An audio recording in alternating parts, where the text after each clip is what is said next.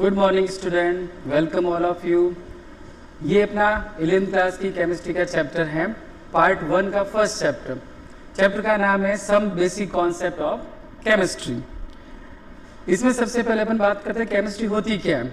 जैसे 10th से अपने 11th क्लास में पहुंचते हैं तो केमिस्ट्री जो सब्जेक्ट है, तो what is the meaning of chemistry. तो केमिस्ट्री का मतलब होता है बेटा ब्रांच ऑफ साइंस। साइंस की वह ब्रांच जिसमें अपन जो सब्सटेंस होता है, जो मैटर होता है, उसकी केमिकल कंपोजिशन यानी कि रासायनिक संरचना क्या होगी, उसका रासायनिक संगठन क्या होगा, इन सब चीज़ों को जिस ब्रांच में डिस्कस करते हैं उसको बोलते हैं केमिस्ट्री। बराबर ना। Branch of science in which we are study about the structure, chemical composition, properties of matter, that is called chemistry. Chemistry की बहुत सारी ब्रांचेज होती है, organic chemistry, inorganic chemistry, physical chemistry, industrial chemistry, agriculture. जिस field में chemistry का use होता है उसके बेसिस पे उसकी अपन ब्रांच बना देते हैं। तो इस चैप्टर में अपन स्टार्ट करते हैं वापस मैटर से आगे। मैटर का मीनिंग क्या होता है, बहुत ही बेसिक मीनिंग बेटा। मैटर का मतलब होता है जिसके अंदर मास और वॉल्यूम होता है। ऑल द थिंग्स या everything's, anything which have mass and volume, that is called matter. ठीक है ना बेटा। मैटर की ये 3 फिजिकल स्टेट होती है, आपको पता है, solid state, liquid state and gaseous state.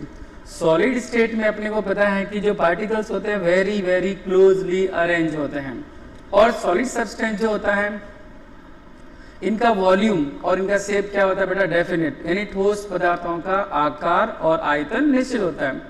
Reason क्या है बेटा, क्योंकि पार्टिकल्स क्या होते हैं बहुत पास पास अरेंज होते हैं, हम इनको कंप्रेस नहीं कर सकते, ठोस पदार्थों को संपीड़ित नहीं किया जा सकता। जो लिक्विड सब्सटेंस होते हैं उसमें क्या होता है, particle as compare to solid, यानी ठोस पदार्थों की तुलना में द्रव के अंदर पार्टिकल थोड़े से डिस्टेंस पे होते हैं, और आपको पता है द्रव के अंदर आकार निश्चित नहीं होता जबकि आयतन निश्चित हो सकता है। And the last one is gaseous. उसमें पार्टिकल्स क्या होते हैं बताओ, as compare to solid and liquid, gas के अंदर कण यानी पार्टिकल बहुत ज्यादा डिस्टेंस पे होते हैं, क्योंकि इनमें पार्टिकल के बीच में अट्रैक्शन फोर्स बहुत कम होता है। और एक चीज, गैसीय पदार्थ जो होते हैं आप उनको आराम से क्या कर सकते हैं, कंप्रेस कर सकते हैं, संपीड़ित कर सकते हैं। ये बेसिक मीनिंग हो गया मैटर और उसकी फिजिकल स्टेट्स के बारे में। अब मैटर का अगर अपन क्लासिफिकेशन करें, सिंपल सा ही क्लासिफिकेशन है। मैटर के अंदर होते हैं एक तो प्योर सब्सटेंस, जिसमें आएंगे अपने पास एलिमेंट्स और कंपाउंड्स। तो एलिमेंट्स क्या होते हैं, एलिमेंट वे सब्सटेंस होते हैं जो प्योर यानी एक ही टाइप के एटम से मिलके बने होते हैं। जैसे अपन बात करें कार्बन एलिमेंट, इसका मीनिंग हुआ कि इसमें सारे के सारे एटम कौन से वाले होंगे बेटा, ओनली कार्बन, राइट ना। अगर कहा जाए कि आपको हाइड्रोजन एलिमेंट गिवन है, इसका मतलब हुआ इसमें सारे के सारे एटम्स हाइड्रोजन से मिलके बने या हाइड्रोजन वाले हैं। सेकेंड है अपने पास कंपाउंड। कंपाउंड क्या होता है, जिसमें 2 या 2 से अधिक एलिमेंट्स को, एटम्स को अपने एक डेफिनेट रेशियो में कंबाइन करें। जैसे अपन बात करें कार्बन डाइऑक्साइड CO2, इसका रेशियो फिक्स है। कार्बन और ऑक्सीजन को कौन से रेशियो में लाएंगे अपन, 1:2। जैसे वाटर मॉलिक्यूल की बात करें H2O to 2:1।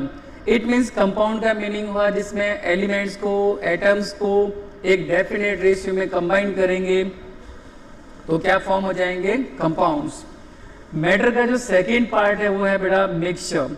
मिक्सचर में कोई फिक्स रेशियो नहीं होता है, किसी भी सब्सटेंस को यानी 2 या 2 से ज्यादा सब्सटेंस को किसी भी रेशियो में अगर अपन कंबाइन करते हैं, ऐड करते हैं तो बन जाएगा mixture.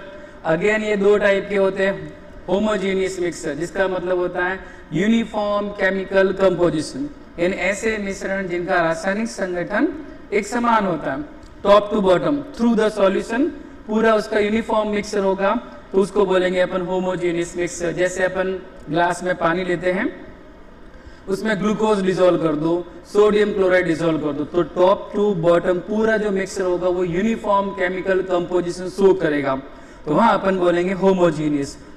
Other one is heterogeneous, इसमें बोलेंगे नॉन यूनिफॉर्म, यानी कि रासायनिक संगठन एक समान नहीं होगा। जैसे एग्जाम्पल पानी के अपन अंदर मिला देते हैं ऑयल, वाटर और ऑयल का मिक्सचर, वाटर और सॉइल का मिक्सचर।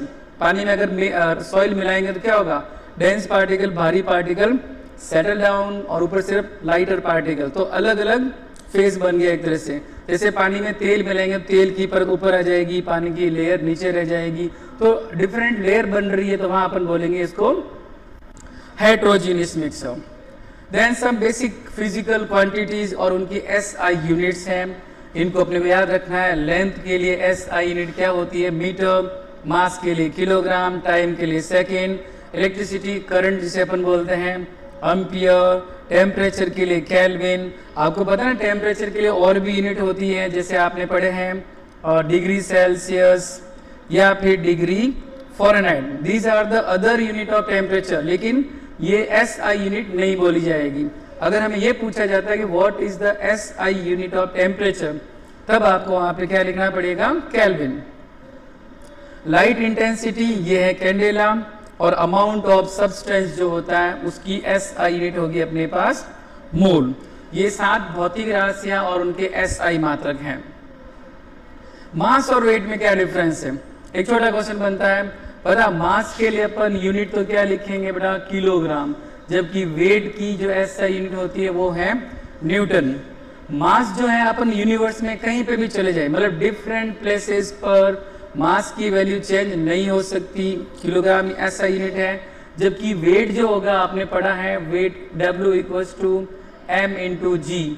तो जो गुरुत्वीय त्वरण है, ग्रेविटेशनल एक्सीलरेशन, इसकी वैल्यू अर्थ की सरफेस से थोड़ा ऊपर जाने पर, किसी और प्लेनेट पे चले जाने पर g की वैल्यू चेंज होगी, और अगर g चेंज होगा तो m/g के कारण वेट भी क्या हो जाएगा उसका? Change. So the difference is mass SI unit kilogram, weight SI unit is newton. Value of mass no change at everywhere, कहीं पर भी इसकी वैल्यू चेंज नहीं होगी, जबकि जो भार है, जो वेट है, वो g पे डिपेंड करता है, इसलिए इसकी वैल्यू चेंजेस है। देन नेक्स्ट अपने पास है वॉल्यूम के लिए। वॉल्यूम की SI यूनिट अपन लिखते हैं वैसे नॉर्मली लीटर है, मिलीलीटर है, लेकिन ये है ना SI यूनिट नहीं है। वॉल्यूम के लिए SI यूनिट अपने को क्या लिखना पड़ेगा? लेंथ का क्यूब, यानी जैसे सेंटीमीटर क्यूब है, जैसे अपने पास मीटर क्यूब है। ये सिंपल सा छोटा सा क्वेश्चन है कि what is the SI unit of volume, तब आपको वहां पर लिखना पड़ेगा बेटा मीटर क्यूब या फिर सेंटीमीटर क्यूब। इनमें नो डाउट अपन मेजर करते हैं वॉल्यूम को लीटर और millilitre, but these are not the SI unit of volume, correct ना? सम सिलेंडर्स है, ये देखो फिर से वही वाली बात, इन सब में अपन ml या लीटर में किसी भी चीज को मेजर कर रहे हैं, लेकिन अगेन वही वाली बात है कि वॉल्यूम के लिए अगर आपसे SI यूनिट पूछेंगे तो आपको मीटर क्यूब ही बताना है। डेंसिटी, एक छोटा सा क्वेश्चन, डेंसिटी क्या होता है? Mass upon volume. मास के लिए हमने SI यूनिट क्या लिखी थी? किलोग्राम। अपॉन में वॉल्यूम की SI यूनिट क्या हो जाएगी बेटा? Metre cube. आप इस मीटर को ऊपर लिखोगे तो ये बन जाएगा किलोग्राम इंटू मीटर की पावर -3। तो डेफिनेशन हो जाएगी mass of any substance in per unit volume, that is called density. यानी किसी भी पदार्थ का द्रव्यमान जो इकाई आयतन में उपस्थित होता है उसे उस पदार्थ का क्या बोलेंगे अपन? घनत्व। SI यूनिट कैसे फाइंड किया आपने? तो SI यूनिट ऑफ मास जो क्या थी बताओ? किलोग्राम। और वॉल्यूम के लिए क्या लिखेंगे अपन? Metre cube. इस मीटर क्यूब को ऊपर भेजेंगे तो पावर क्या हो जाएगी? -3। टेम्परेचर, अभी पढ़ा हमने टेम्परेचर की SI यूनिट थी केल्विन। फिर हमने डिस्कस किया कि कुछ अदर यूनिट भी होती है टेम्परेचर की, जैसे डिग्री सेल्सियस और डिग्री फ़ारेनहाइट। अब इनमें कन्वर्जन अपने को समझना। देखो, अगर कोई वैल्यू आपको डिग्री सेल्सियस में गिवन है और उसको किस में चेंज करना पड़े? Degree Fahrenheit. तो एक फॉर्मूला होता है डिग्री फ़ारेनहाइट = 9/5 इंटू जो भी आपको वैल्यू डिग्री सेल्सियस में गिवन है उसको यहाँ ला कर रखना है, सॉल्व करके अपन आंसर लेके आ जाएंगे। जैसे एक सिंपल सा क्वेश्चन अगर मैं कहूँ आपको 25 डिग्री सेल्सियस, इसको अपने को डिग्री फ़ारेनहाइट में चेंज करना है, तो फॉर्मूले में वैल्यू पुट करेंगे अपन 9/5 एज इट इज रहेगा 9/5 इंटू डिग्री सेल्सियस की जगह लेके आ जाएंगे अपन 25 और प्लस ये फॉर्मूले में जो आ रहा 32। 5 टाइम्स कैंसिल हो जाएगा, 9 इंटू 5 हो जाएगा 45 प्लस 32 जोड़ेंगे तो कितना आंसर मिलेगा आपको? 77 डिग्री फ़ारेनहाइट। ठीक है, जबकि डिग्री सेल्सियस में कितना गिवन था? 25 डिग्री सेल्सियस। कहने का मतलब ये एक फॉर्मूला जो आपको याद रखना है for conversion of degree Celsius and degree Fahrenheit. एक और कन्वर्जन है, अगर आपको टेम्परेचर की वैल्यू डिग्री सेल्सियस में गिवन है और उसको केल्विन में कन्वर्ट करना है तो हम ऐड करेंगे वहां पे 273.15। ठीक है। सिग्निफिकेंट फिगर्स क्या होते हैं? The meaningful digit which are definitely known, यानी कोई भी संख्या होती है उसमें अगर आपको एक्यूरेसी मेजर करनी है तो वहां अपन कौन सा कॉन्सेप्ट काम में लेंगे? Significant figures. कोई भी नंबर आपको गिवन होगा उसमें सिग्निफिकेंट नंबर कितने हैं उसको फाइंड करने के लिए कुछ रूल्स है अपने पास। जैसे फर्स्ट रूल कहता है अगर किसी भी नंबर में सारे के सारे क्या दे रखे हैं अपने को? Non zero digit, all non zero digit, मतलब सभी अशून्य अंक जो होंगे वो किस रूप में काउंट करने हैं आपको? Significant figures. जैसे अगर मैंने कहा कि एक नंबर है अपने पास 285 सेंटीमीटर, आपसे पूछेंगे इस नंबर में सिग्निफिकेंट फिगर्स की वैल्यू कितनी होगी, तो अकॉर्डिंग टू रूल नंबर 1 कहता है जितने भी नॉन जीरो डिजिट हैं वो सारे के सारे क्या हो जाएंगे? Significant figures. सो यहाँ पे ये नॉन जीरो डिजिट मतलब अशून्य अंक, ये भी नॉन जीरो डिजिट, ये भी नॉन जीरो डिजिट, तो इसका मतलब यहाँ पे कितने? 3 सिग्निफिकेंट फिगर्स काउंट किए जाएंगे। तो आपको लगेगा कि अगर जीरो होगा तो क्या होगा, या जीरो पहले होगा तो क्या होगा, तो सारे रूल अपने पास यहाँ अवेलेबल हैं जो भी आपके ब्रेन में आ रहे होंगे। फर्स्ट रूल सिर्फ ये कहता है कि अगर सारे के सारे नॉन जीरो डिजिट हैं तो वो सब सिग्निफिकेंट फिगर्स होंगे। अगर जीरो पहले आ रहा है किसी भी नंबर में, अगर नॉन जीरो से पहले जीरो आपको दिख रहे हैं तो उनको सिग्निफिकेंट फिगर्स के रूप में काउंट नहीं किया जाएगा। जैसे अगर आपको पूछा जाए 0.0786 इस नंबर में कितने सिग्निफिकेंट फिगर्स होंगे, तो ये जीरो जो है ना बेटा ये काउंट नहीं किए जाएंगे because these zeros are present before non zero digit. अशून्य अंक या नॉन जीरो डिजिट से पहले अगर जीरो आ रहे हैं तो उनको सिग्निफिकेंट फिगर्स के रूप में काउंट नहीं किया जाएगा। नेक्स्ट रूल, अगर जीरो नॉन जीरो डिजिट के बीच में आ रहे हैं, जैसे मैं कहूं 2006, अब ये दोनों जीरो है ना बेटा नॉन जीरो डिजिट के बीच में आ रहे हैं तो इनको आपको काउंट करना पड़ेगा एज सिग्निफिकेंट फिगर्स। चलो बताओ अगर ऐसा लिखा मिला 0.00, अब ये एक कंप्लीट नंबर आपको दे दिया जाए और इसमें पूछे कितने सिग्निफिकेंट फिगर्स होंगे, तो अगेन अकॉर्डिंग टू रूल ये दोनों जीरो नॉन जीरो से पहले आ रहे हैं सो नॉट काउंटेड।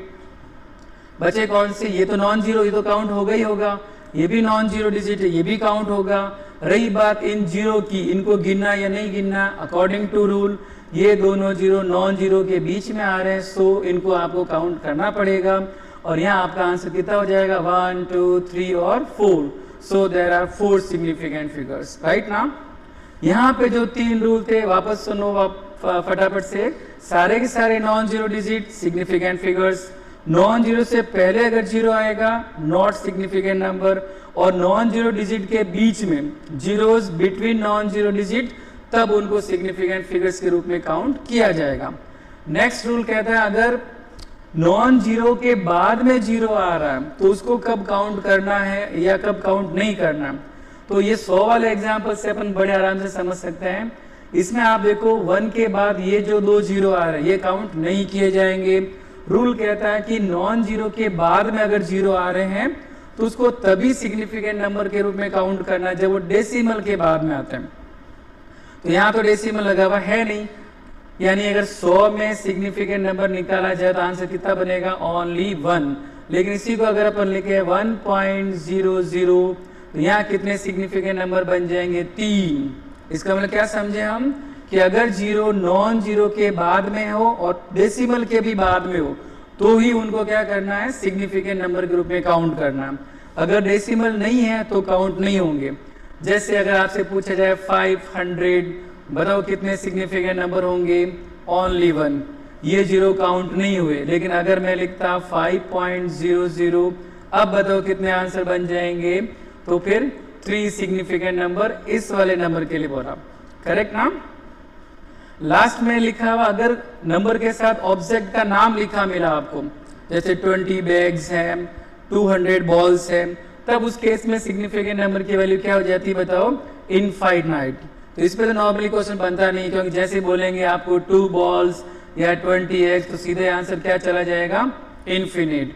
और अगर ऑब्जेक्ट का नाम लिखा हुआ नहीं है तो आपको ऊपर वाले सारे रूल काम में लेकर के आंसर सॉल्व करना है। राउंडिंग ऑफ ये कब किया जाएगा? अगर हमें किसी डिजिट को रिमूव करना है, किसी संख्या में से अगर हमें किसी अंक को हटाना है तो राउंडिंग ऑफ रूल काम में लेने पड़ेंगे। 3 सिंपल से रूल है। फर्स्ट रूल का मतलब जिस डिजिट को आप हटा रहे हो, जैसे यहाँ देखो आप इस संख्या में कितने सिग्निफिकेंट नंबर हैं?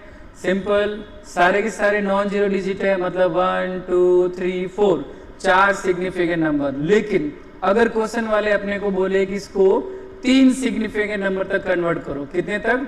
3 सिग्निफिकेंट। तो इधर से नहीं गिनना है, इधर से गिनना है, फर्स्ट सेकेंड थर्ड, यानी इस नंबर को यहीं तक रखना है।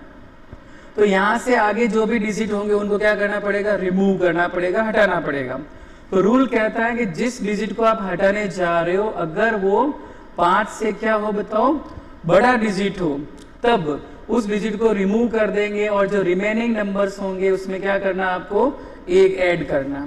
तो अभी जैसे आंसर था, अब मतलब क्वेश्चन है 1.386, इसमें 4 सिग्निफिकेंट नंबर है, इसको 3 तक कन्वर्ट करना, तो मेरे को यहाँ से आगे वाला डिजिट हटाना। जो रिमूवल डिजिट है वो कौन है बताओ? 6, विच इज ग्रेटर देन 5। सो 6 को हटा के यहाँ बची हुई संख्या में 1 प्लस कर देंगे तो अपना आंसर क्या आ जाएगा? 1.39। इसका जस्ट रिवर्स, जिस डिजिट को आप हटाने जा रहे हो अगर वो 5 से छोटा हो, जैसे अगेन ये वाला क्वेश्चन 4.334, इसमें अभी 4 सिग्निफिकेंट नंबर है, अगर मेरे को इसको 3 सिग्निफिकेंट नंबर में कन्वर्ट करना है तो 1 2 3 इसके बाद वाले डिजिट को हटाना पड़ेगा। रिमूवल डिजिट कौन है? रिमूवल डिजिट 4 है जो 5 से छोटा होगा, इसलिए इस डिजिट को हटा देंगे और बाकी कोई चेंजेस नहीं करेंगे। ऐसा नहीं करना कि वहां पे +1 किया या -1 कर दो, नहीं है ना। जो डिजिट 5 से छोटा है उसको हटा देंगे और बाकी वाले में आपको क्या करना है? नॉट चेंज, जो संख्या है वो ऐसी कैसी वापस आ जाएगी। तो ये अपना आंसर 4.33 बन जाएगा। पहले में आपने देखा 5 से बड़ा था डिजिट जिसको आप हटा रहे थे। सेकंड में आपने देखा जिस डिजिट को हटा रहे वो 5 से छोटा है, अगर 5 ही आ गया तो क्या करेंगे? तो थर्ड वाले एग्जाम्पल या थर्ड वाले रूल की अगर बात करें 6.35 मान लो ये नंबर है, इसमें अभी 3 सिग्निफिकेंट नंबर है, आपको बोला जाए 2 डिजिट तक कन्वर्ट करूं तो इसका मतलब कौन सा डिजिट हटाया जाएगा? ये। तो रिमूवल डिजिट कौन बन रहा है? 5। और 5 से पहले जो अंक है वो कौन सा है? ऑड नंबर, विषम संख्या। तब तो क्या करेंगे अपन? 5 को हटा के यहाँ पे +1 करेंगे, और अगर सम संख्या होती, इवन नंबर होता, तब कोई चेंजेस नहीं करेंगे। लॉज ऑफ केमिकल कॉम्बिनेशन, कुछ साइंटिस्ट लोगों द्वारा कुछ लॉज दे रखे हैं। जैसे पहला ये वाला अपने पास है कंजर्वेशन ऑफ मास, बहुत सिंपल सा रूल है ये। किसी भी केमिकल रिएक्शन में रिएक्टेंट और प्रोडक्ट, तो टोटल मास ऑफ रिएक्टेंट, अभिकारकों का कुल द्रव्यमान और उत्पादों का कुल द्रव्यमान हमेशा क्या रहता है? सेम रहता है, कांस्टेंट रहता है। जिसका मीनिंग क्या हुआ कि किसी केमिकल रिएक्शन के अंदर अपन मास को ना तो डिस्ट्रॉय कर सकते हैं ना प्रोड्यूस कर सकते हैं। जैसे इस एग्जांपल में सल्फर, इसका मास है अपने पास 32 ग्राम, आयरन का एटॉमिक मास आपको पता है 56 ग्राम। दोनों को कंबाइन करने के बाद हमने एक कंपाउंड फॉर्म किया आयरन सल्फाइड या फेरस सल्फाइड FeS। तो इधर टोटल मास कितना मिल रहा है आपको? 88 ग्राम। तो total mass of product is equal to total mass of reactant. Always अगर रिएक्शन बैलेंस है तो ये वाला मास दोनों साइड क्या रहेगा? इक्वल रहेगा। इसको बोलेंगे अपन laws of conservation of mass. Then next अपने पास है लॉ ऑफ मल्टीपल प्रोपोर्शन। अगर 2 एलिमेंट अपने पास है उनको जोड़ के अपन 2 से ज्यादा कंपाउंड फॉर्म करते हैं तो एक एलिमेंट का मास तो क्या रहेगा वहां पे? कांस्टेंट। जैसे अपन एक एग्जांपल समझते हैं, कार्बन और ऑक्सीजन ये 2 एलिमेंट हैं, इसको कंबाइन करके मैंने एक तो बनाया कार्बन मोनोऑक्साइड और एक क्या फॉर्म किया? Carbon dioxide. इधर अगर हम कार्बन और ऑक्सीजन का मास का रेशियो और कार्बन और ऑक्सीजन के मास का रेशियो निकालें तो कुछ ऐसा बना। देखो कार्बन के लिए यहाँ पे 12, ऑक्सीजन का 16, इधर कार्बन का 12 और ऑक्सीजन का कितना हो जाएगा? 32, क्योंकि यहाँ 2 एटम में आपने काम में लिए। अगेन यहाँ पे कार्बन का एटॉमिक मास तो क्या दिख रहा है आपको? कांस्टेंट। लेकिन जो ऑक्सीजन का एटॉमिक मास यहाँ पे काम में आ रहा है ना, वो एक सिंपल मल्टीपल रेशियो में दिख रहा है। देखो 16 32 यानी कि 1:2। इसको अपन बोलते हैं law of multiple proportion. Dalton's atomic theory, Dalton ने कहा था कोई भी सब्सटेंस होता है स्मॉल पार्टिकल से मिलकर बना होता है जिसको डिवाइड नहीं किया जा सकता, उसको एटम बोला था। एटम जो होते हैं अगर उनको एक डेफिनेट रेशियो में कंबाइन करेंगे अपन तो कंपाउंड का फॉर्मेशन होगा। एक ही एलिमेंट के सारे एटम हमने पढ़ा था एलिमेंट के डेफिनेशन के अंदर कि अगर एलिमेंट में सारे एटम हैं तो एक जैसे होंगे, यूनिफॉर्म नेचर होगा उनका, प्रॉपर्टी भी सेम होगी। लेकिन अगर अलग अलग एलिमेंट्स के एटम्स हैं तो वो आपस में क्या होंगे, डिफरेंट नेचर शो करेंगे। और किसी भी केमिकल रिएक्शन के अंदर हमेशा कौन इन्वॉल्व होते हैं, एटम्स। यानी एटम को अपन न तो डिस्ट्रॉय कर सकते हैं और ना रिफॉर्म कर सकते हैं। ये जो थ्योरी थी वो किसकी थी बताओ, Dalton's atomic theory. Mole concept, mole किसकी यूनिट थी, मोल में हमने पढ़ा था स्टार्टिंग के अंदर, ये SI यूनिट है substance, amount of substance. The SI unit of amount of substance. Mole concept में अपने को 3 फॉर्मूले तैयार करने हैं, पूरा मोल कॉन्सेप्ट उस 3 फॉर्मूलों पर ही बेस्ड है।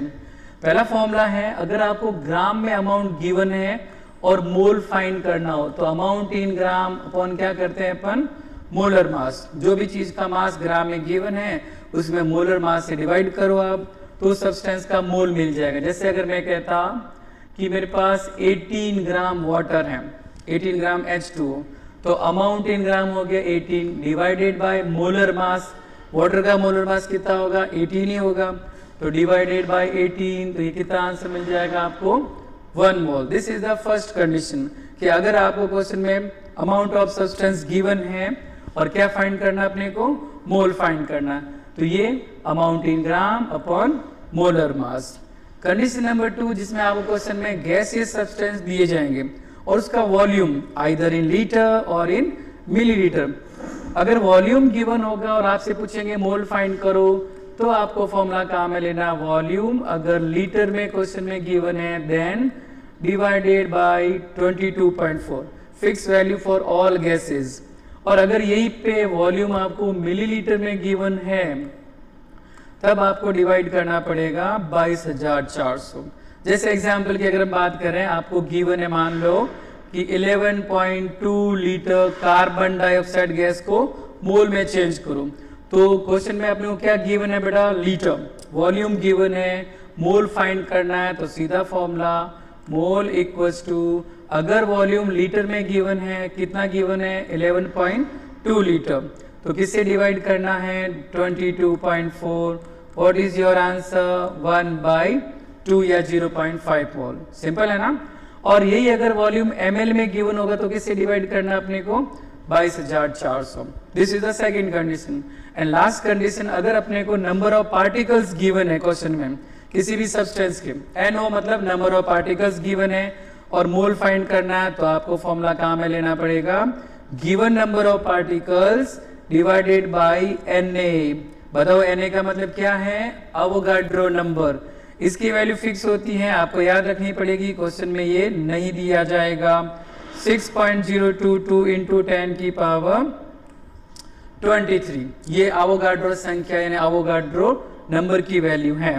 जो भी क्वेश्चन में आपको पार्टिकल के नंबर गिवन होंगे उससे डिवाइड करेंगे तो आपको आंसर मोल में मिलेगा।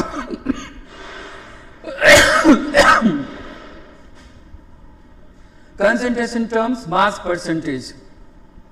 इसमें सबसे पहले जो भी कंपाउंड दिया जाएगा उसमें किसी भी एलिमेंट का अगर आपको मास परसेंट निकालना है तो उस एलिमेंट का mass divided by molar mass और इनटू क्या करना अपने को 100।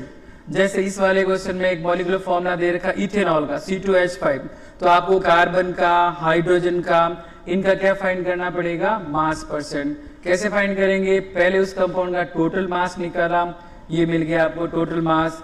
अब हर एक एलिमेंट के लिए इंडिविजुअली, जैसे मास परसेंट ऑफ कार्बन, तो कार्बन का जो मास होगा उसको ऊपर लिखना है, टोटल मास नीचे लिखेंगे इनटू 100, तो कार्बन का ये क्या मिल जाएगा आपको, मास परसेंटेज। ऐसे हाइड्रोजन और ऐसे आपको सेम ऑक्सीजन का भी फाइंड करना होगा।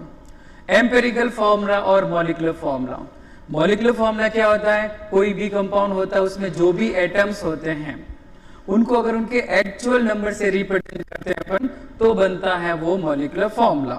जैसे ग्लूकोज, उसमें 6 कार्बन होते हैं, 12 हाइड्रोजन और 6 ऑक्सीजन। तो केमिकल मॉलिक्यूलर फॉर्मूला क्या बनेगा?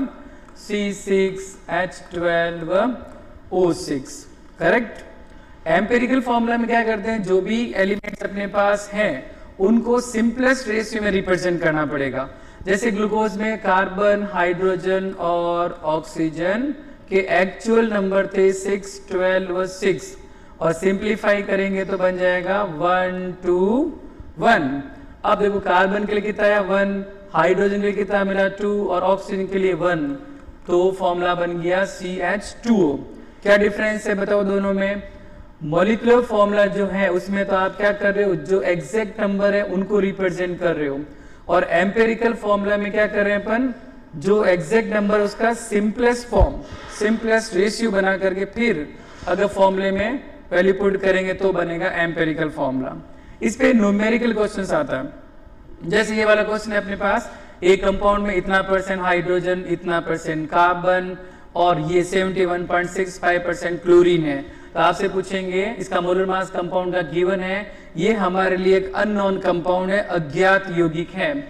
इसके लिए आपको क्या पूछ रहे हैं? एम्पेरिकल फॉर्मूला मतलब मूलानुपाती सूत्र, और क्या फाइंड करना अपने को? अणुसूत्र, मॉलिक्यूलर फॉर्मूला।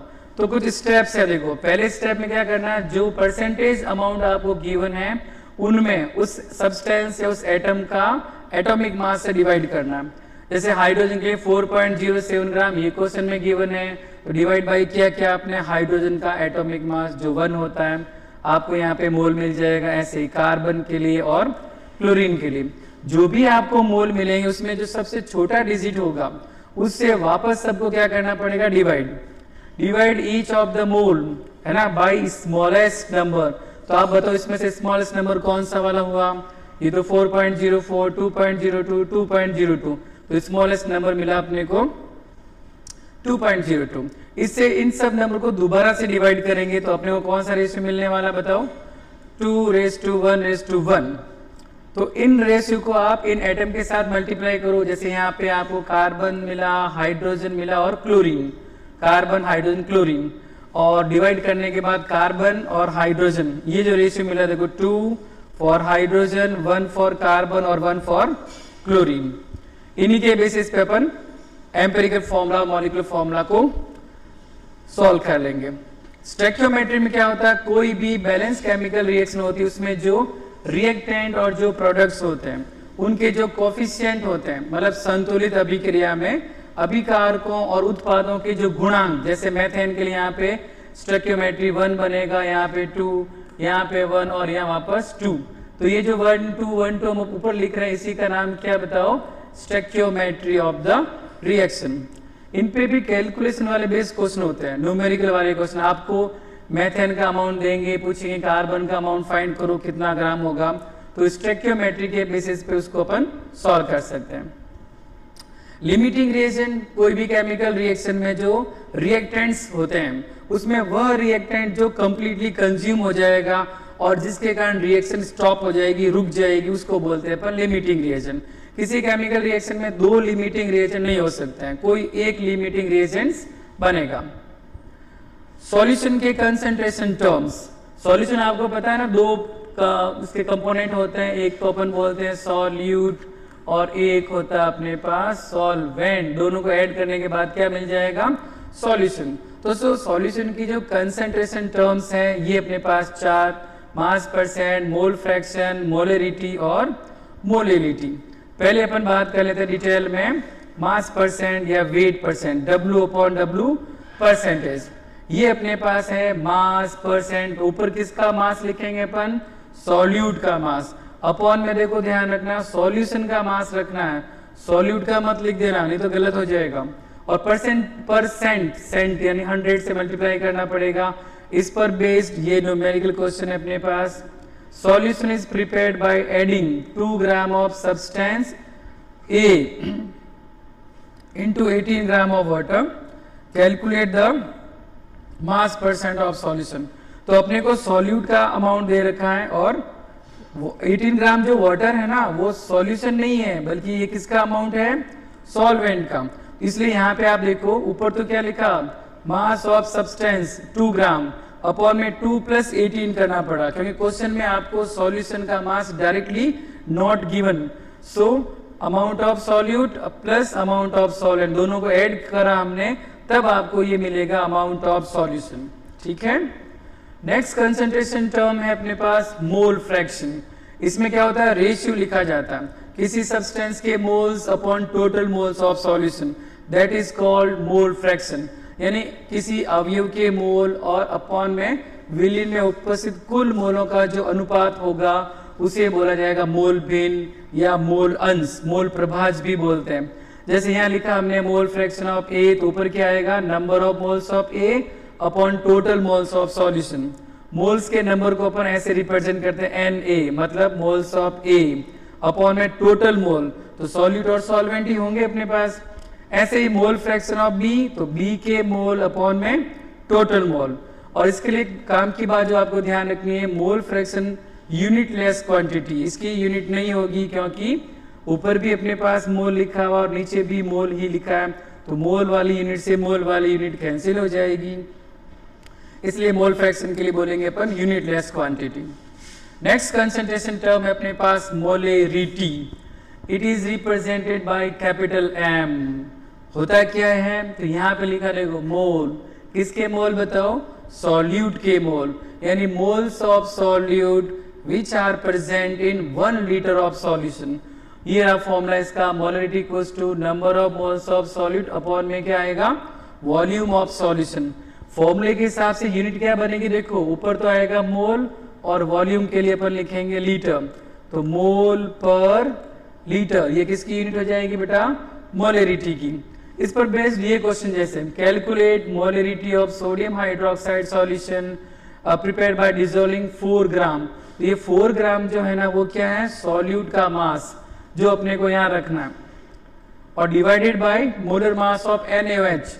सोडियम हाइड्रोक्साइड का मोलर मास कैसे निकालेंगे अपन, एक एटम सोडियम तो 1 × 23 प्लस 1 एटम ऑफ ऑक्सीजन तो 1 × ऑक्सीजन का atomic mass plus 1 atom of hydrogen तो 1 × 1, सबको अपन ऐड करेंगे तो 40 ग्राम जो मिलेगा वो क्या होगा, सोडियम हाइड्रोक्साइड का मोलर मास। इस वाले फॉर्मूले को अपन थोड़ा ऐसे लिखे हैं अगर कि molarity equals to amount in gram upon into 1000। कब लिखना है, जब सॉल्यूशन आपको ml में गिवन हो, तब आपको यहाँ 1000 से मल्टीप्लाई करना पड़ेगा। ये आ गया मोलर मास और ये आ गया वॉल्यूम। तो अमाउंट इन ग्राम कितना क्वेश्चन में गिवन है, 4 ग्राम, तो यहाँ आ जाएगा 4 अपॉन मोलर मास कितना बताओ 40, और इंटू वॉल्यूम कितना है बताओ 250 और इंटू ये 1000। बस अब सॉल्व कर लेंगे, आपको आंसर मिल जाएगा। द लास्ट कंसंट्रेशन टर्म्स है मोलेलिटी। इसको है ना बेटा स्मॉल m से रिप्रेजेंट करते हैं, स्मॉल m से इसको रिप्रेजेंट करते हैं, जबकि इसके पहले जो पढ़ा था वो था कैपिटल M, मोलेरिटी। ये है मोलेलिटी। इसकी डेफिनेशन में भी थोड़ा चेंज है, देखो number of moles of solute present in 1 kilogram of solvent, यहाँ नीचे सॉल्वेंट आ रहा है, जबकि मोलेरिटी में आपने देखा था अपॉन में कौन आया था, वॉल्यूम ऑफ सॉल्यूशन। तो ये थोड़ा चेंजेस। इस फॉर्मूले को भी अपन ऐसे लिख सकते हैं, small m equals to moles की जगह क्या लिखते हैं अपन, amount in gram upon molar mass into यहाँ आएगा कैपिटल W। ये क्या है बताओ, मास ऑफ सॉल्वेंट। अगर ये किलोग्राम में गिवन है तब तो ऊपर 1000 नहीं लिखना, और अगर ये ग्राम में गिवन है तब आपको ऊपर 1000 से मल्टीप्लाई करना पड़ेगा। और इसकी यूनिट बताओ, इसकी यूनिट क्या बननी चाहिए, वेरी सिंपल, ऊपर क्या है बताओ मोल्स, और अपॉन में क्या लिखा है किलोग्राम, तो मोल पर kg, ये इसकी यूनिट बन जाएगी। तो ये अपने पास केमिस्ट्री का जो पार्ट 1 चैप्टर था, some basic concept of chemistry, इसको हमने इस वाली लेक्चर में कंप्लीट किया। Thank you.